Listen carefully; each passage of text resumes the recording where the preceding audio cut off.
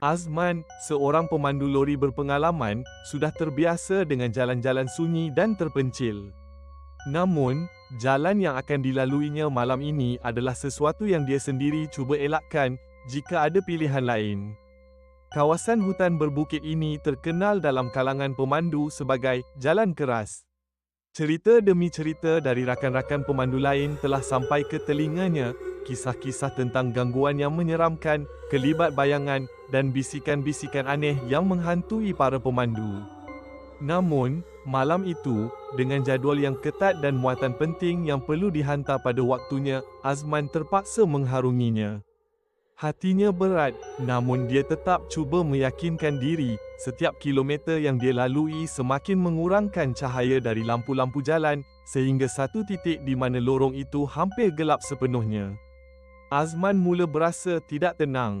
Sebagai langkah berjaga-jaga, dia memperlahankan kelajuan lorinya, matanya tajam memerhati ke kiri dan kanan, memastikan jika ada sebarang pergerakan atau sesuatu yang tidak diingini muncul.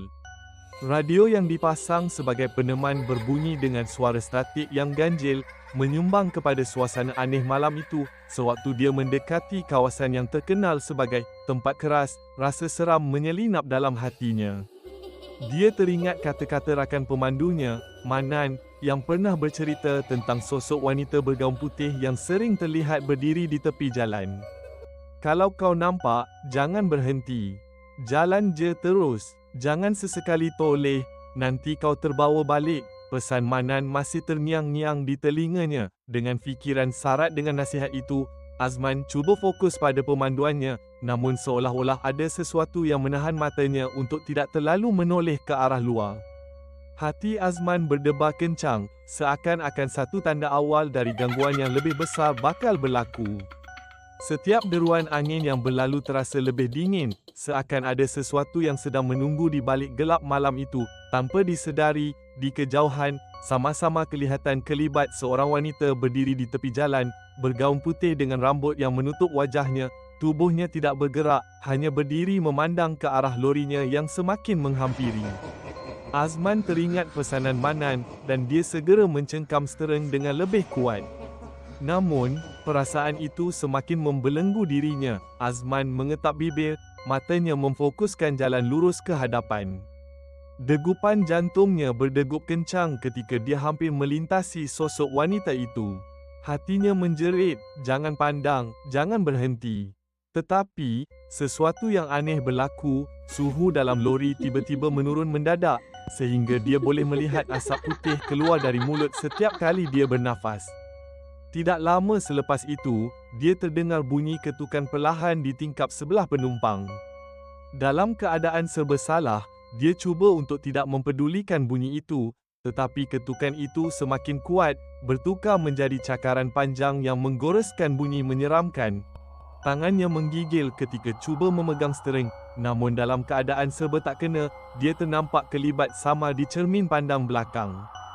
Perlahan-lahan, dari sudut matanya, muncul wajah seorang wanita dengan senyuman yang mengerikan. Rambutnya kusut masai menutup separuh dari wajahnya, namun yang menakutkan, matanya merenung tajam ke arah Azman, penuh dendam. Azman terkaku. Mulutnya kering, dan lidahnya terasa keluh. Dia cuba membaca apa sahaja doa yang diingati, namun suaranya tersekat di kerongkong. Pada ketika itu, wanita tersebut mula menggerakkan tubuhnya dengan perlahan, semakin mendekati bahagian tempat duduk pemandu. Azman dapat mendengar desah nafasnya yang tidak teratur, seolah-olah roh itu marah, sangat marah. Dia hanya dapat melihat bayangan itu di cermin pandang belakang, sehinggalah akhirnya sosok itu berada betul-betul di atas bahunya, ketika dia merasa sesuatu menyentuh lehernya, sejuk, licin, dan keji. Tubuh Azman hampir lumpuh kerana ketakutan.